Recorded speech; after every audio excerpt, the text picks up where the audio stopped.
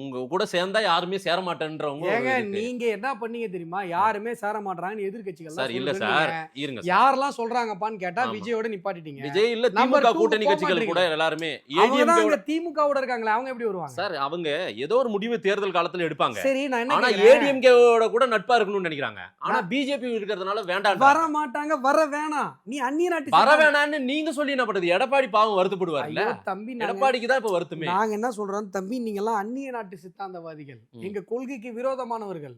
நீங்க எங்களுக்கு என்ன ஆக போகுதுன்ற. நான் என்ன கேக்குறேன், முன்னாடி எல்லாம் நீங்க கருணாநிதி அவர்களுடைய ஆட்சி நீங்க உள்ளூர் சித்தாந்தவாதிகள், உங்களுக்கு என்ன மக்கள் என்ன இந்த அங்கீகரிக்கிறாங்களா என்ன? தேசத்துல ஆமா அங்கீகரிச்சு தான் பிரதமரா உட்கார வச்சிருக்காங்க. இங்க உள்ளூர்ல தமிழ்நாட்டுல உள்ளூர்லனா நம்ம உள்ளூர்ல ஊர்ல 18% வாக்கு ஒத்துக்க சரி மாட்டீங்க அந்த 18 இப்ப இருக்குதா உங்களுக்கு? இல்லையா? இல்லங்க உங்களோட ஏதோ 1-2 பேர் வாங்க, come இல்ல on, இல்ல come on. உங்களோட 1-2 பேர் இருக்குன்னு எப்பயாவது சொல்லுவாங்க சந்தோஷமா. எனக்குமே அது பரவாயில்லப்பா இவங்களாவது சொல்றாங்களே அப்படின்னு. ஆதேஷ் நான் என்ன சொல்றேன், அப்படிலாம் இல்ல சார் இல்ல இப்படிலாம் பாடி லாங்குவேஜ் பண்றதுக்குலாம் இங்க ஒரு இல்ல subject சார். இல்ல. ஓபிஎஸ் நீங்க டிடிவி தினகரன்லாம் இங்க பாருங்க. அவங்களாம் முந்திக்கிட்டு கூட இருக்கும் பிஜேபி கூடன்னு மாதேஷ் அவங்களையும் தக்க வைக்கலன்னா யாருமே இல்லாம என்ன பண்ண போறீங்க நீங்க?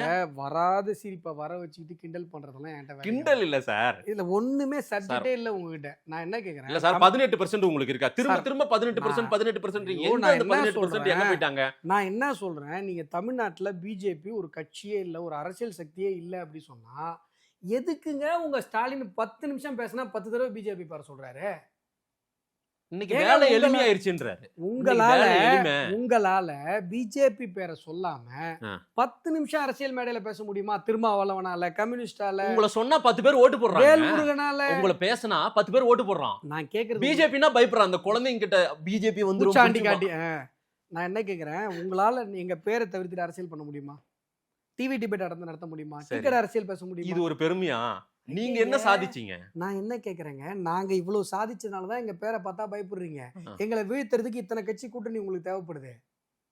நாங்க தான் ஹீரோ, ம். நீங்க வில்லன்.